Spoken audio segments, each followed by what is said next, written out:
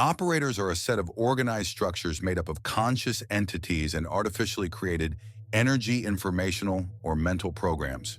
They use various technologies to influence the attention of living beings and redirect their energy in ways that benefit the operators. They also keep beings within the boundaries of the system to ensure its full and safe functioning. Throughout history, people have interpreted this phenomenon in different ways. Demons in religion, Castaneda's flyers, Colin Wilson's mind parasites, and many others. In literature, the concepts of operators and mind parasites differ, but sometimes they overlap and can be intertwined.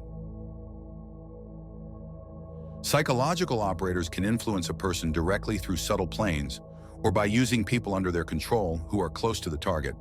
These intermediaries may be ordinary individuals whose worldview has been distorted by external influences or who simply lack sufficient control over their own attention.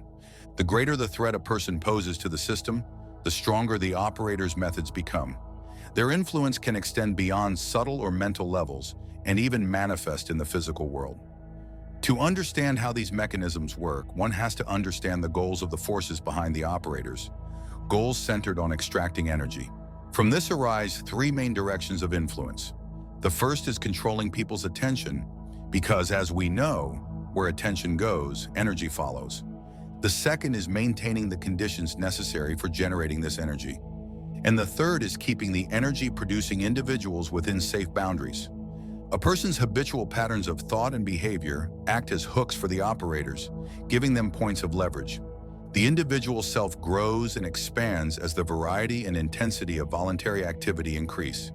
Conversely, when the variety and intensity of voluntary actions diminish, the life of the individual I declines and contracts.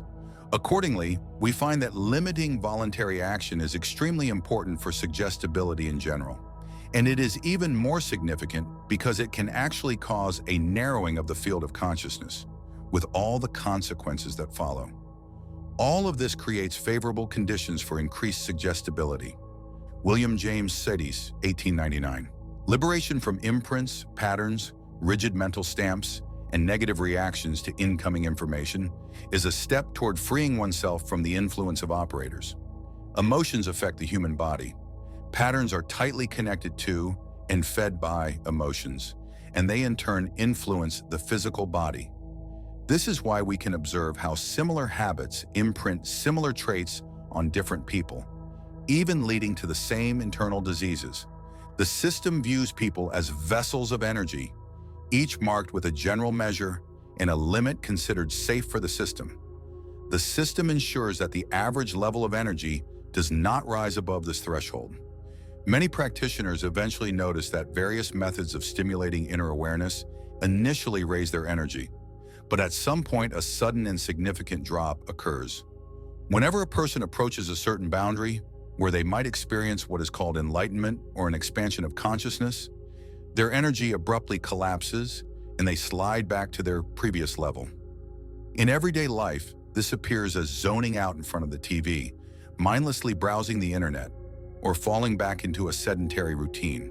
The person gathers energy again, approaches the point where a sudden awakening could happen, and then is switched off once more. Repeated pattern drops of energy can form what operators use as attachments. Attachments are stable channels through which energy flows from a person to a recipient, providing regular nourishment.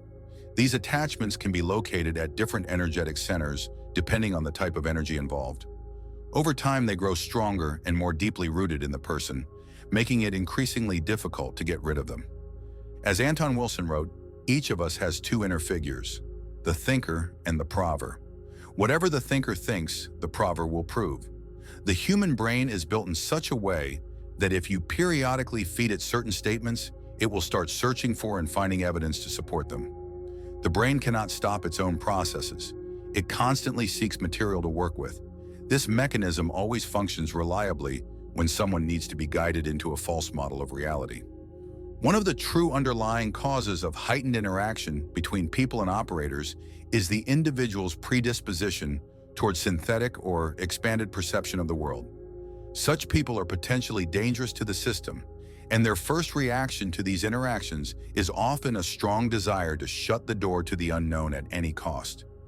Moving forward requires a conscious decision to develop one's energetic abilities, even though attempts to block this development might intensify as one progresses. Life is a game in which most people are simply pieces. Once the victims understand the operator's game and its purpose, they stop obeying someone else's rules and can begin to set their own. Be yourself, no matter how they try to play you. The awareness of a piece is the chance to become a player. Welcome to the game. The adventure begins.